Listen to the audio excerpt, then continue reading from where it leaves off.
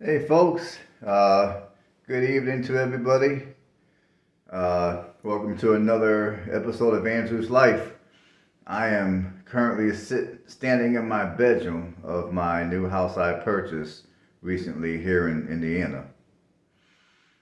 Uh, I'm going to give you guys now on the last video, I gave you guys a quick tour of the house.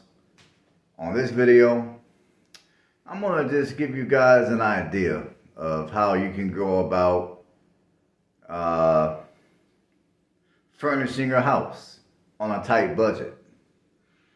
And basically, this video is going to be for you first-time home buyers out there that, give me one second. For you first-time home buyers out there that may not have the money to furnish your home the way you want to furnish it or the way other people tell you you should furnish it. This video is for y'all.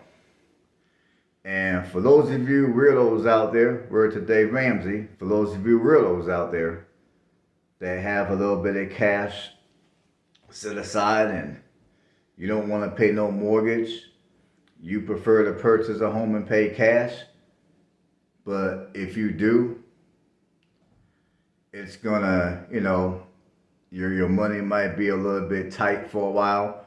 You're not gonna have the money necessary to put a bunch of furniture in the house. You're gonna have to do without a lot of stuff, at least for the time being. So this video is gonna be for for you guys as well. And this video is also just to show you guys that, you don't have to, charge up a bunch of credit cards and go into tons of debt in the name of furnishing your home. Just because you go out here and you purchase yourself a home does not mean you have to run up a ton of debt to furnish your home. Now, there's many of you that think that because you purchase a home, you have to go out here, you have to immediately furnish it. And for some reason, there's a lot of you that think like that. And this video is going to go to prove that you don't have to do that. So I'm going to go ahead and turn this camera around and I'm going to show you guys what I'm talking about. Folks, we're going to start with my bedroom. Now, as you guys can see, and I'm going to let you guys know right now, I would say the total amount of money I paid for everything that's in this house is under $800. So this table you see, I got it from Walmart. I paid like $50 for it. Oh, and by the way, everything you see in this house was all able to fit in my car. And I'm driving a subcompact economy car. A little 4-cylinder subcompact economy. This chair, I purchased it yesterday at a flea market for $10. I just brought it home and cleaned it up real good.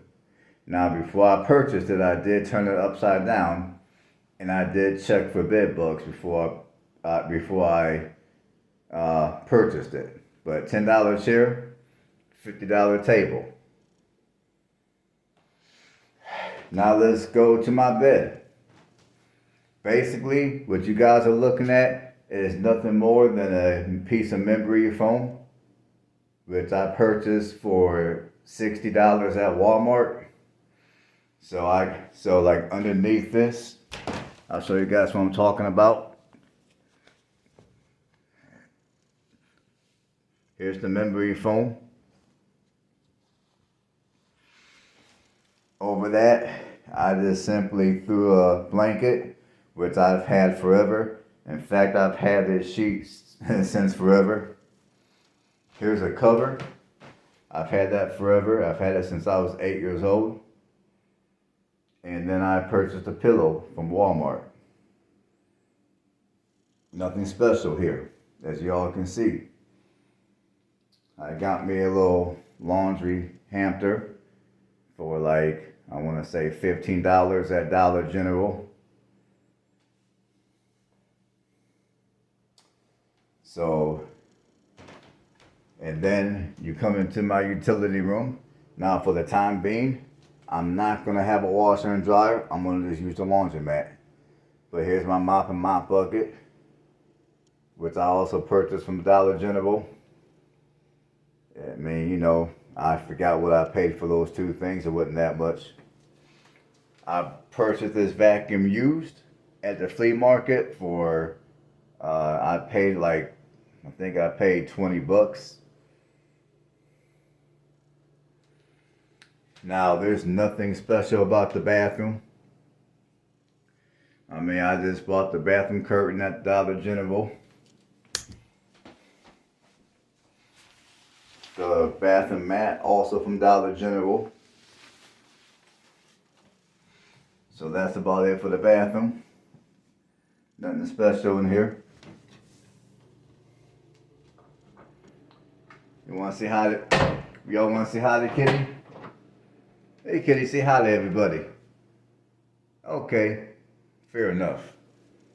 Alright, you come into the kitchen. Here's my biggest prize, my refrigerator. I went to a local flea market and I purchased this refrigerator for $250.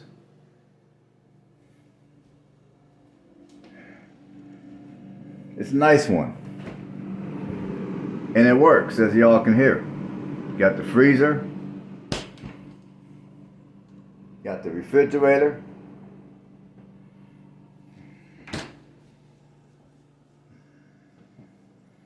It's a full-size one. It's not a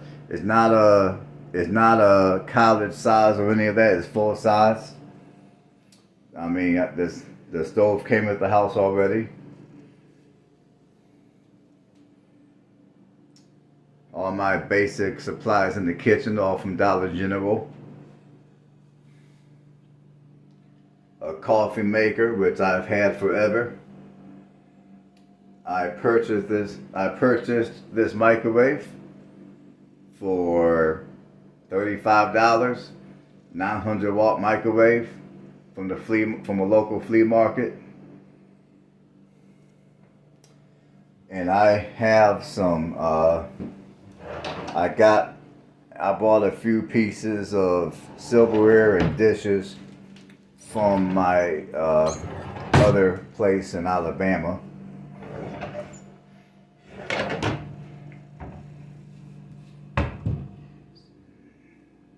But if you had to go and buy dishes, again, you don't have to buy new. You can just go to your local Goodwill or flea market and buy your dishes, and then just wash them real good with a little bit of hot water and soap and a tad bit of bleach.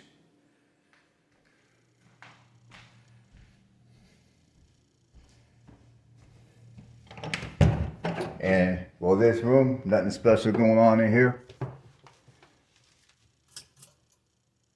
Okay, well, my light's burnt out, so sorry about that, folks. My light here is burnt out. Okay, there we go. Alright. I bought this little organizer. I think I paid like $10 for it from Dollar General. I mean, it didn't cost that much at all. Way cheaper than buying a dresser. I know I just bought a few of my clothes here from Alabama. Here's a few coats that I've had forever. Every last coat you're looking at, I've had for well over 5 years.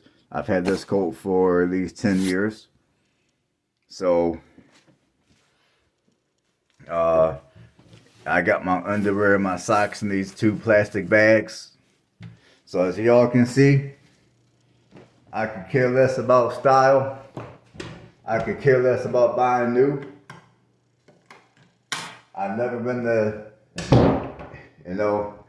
I never really been the kind of person to care about new and style and what other people think. I mean, I used to care about that, but that was back when I was 15. But fortunately, my parents snapped me out. My parents snapped me out of that very quick when I had to start paying for my own crap when I was in high school when it came to my clothes. All right, this is my cat room. Yes, my cat does have her own room. I just bought this for her today at PetSmart. I paid like $50 for it. Very good investment. Now, for those of y'all that got cats and you got an issue with your cat scratching your furniture or scratching your carpet, if you got carpet in your house, this is what you do for your cat. Buy your cat one of these.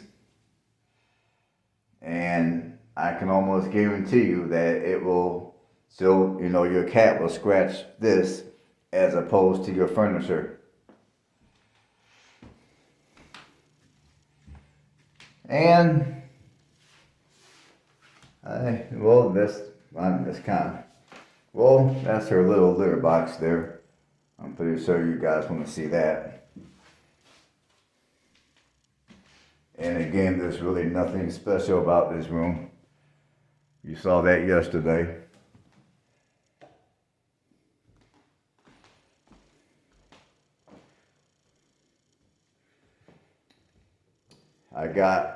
I went to Dollar General to get that doormat.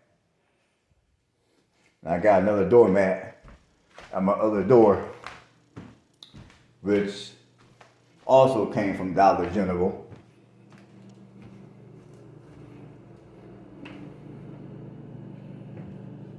Dollar General all day. And and like I said, for those of you that are not from the Midwest, you're not from Indiana, like I told you guys on the video I made yesterday, I paid less than $70,000 for this house. Oh, here's one thing I forgot to point out.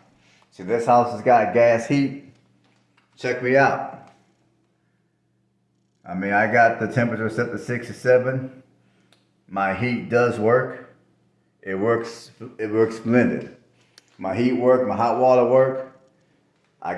You already know my plumbing work because I showed you that yesterday. And this house came with the gas stove. Check me out. Give me a second. You see that?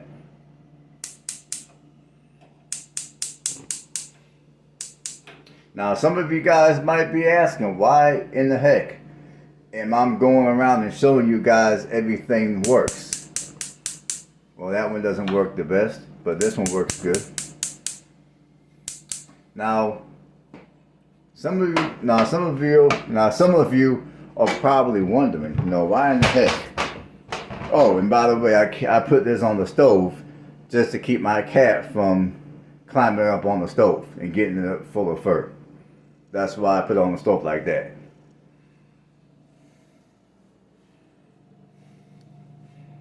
Alright, let me turn you guys around.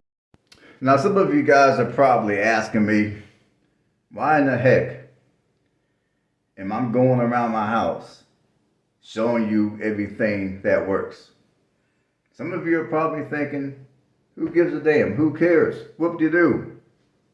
Well, the reason why I'm doing that is because there are many parts of the country, which many of you know, that for $70,000, you're not going to, in today's housing market, for $70,000, the house is not even going to be habitable. I mean, you'll probably come across a house that basically is nothing but a shell. You'll have no working utilities. You'll have nothing. The house will basically be a shell. The house will basically be a construction site. Now, in many parts of the Midwest, you can still buy a house for under 70 grand to where A, it's habitable, and B, it even comes with some appliances that work, such as in my case, it came with that stove, which works splendidly. And I guess the message to this video is,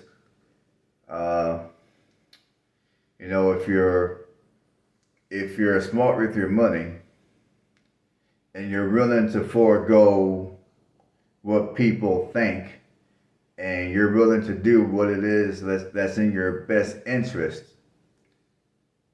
you can still find affordable housing today. Is it going to be easy? No. I'm not going to sit here and tell you it's going to be easy, because it won't. Is it possible? Definitely. I just showed you. And as you guys can see, this house is outdated. Yes, it needs work. Yes, it needs updates. But as I told you on my last video, this house, the way it is right now, is 100% habitable. I got, my plumbing works like it's supposed to. My gas works like it's supposed to. As y'all can see, I got electric. So this house is habitable. I'm very comfortable here. So for those of you that come across a house like this that might be older and things are outdated, you got the funky 1970s wallpaper, you got the funky 1960s floor,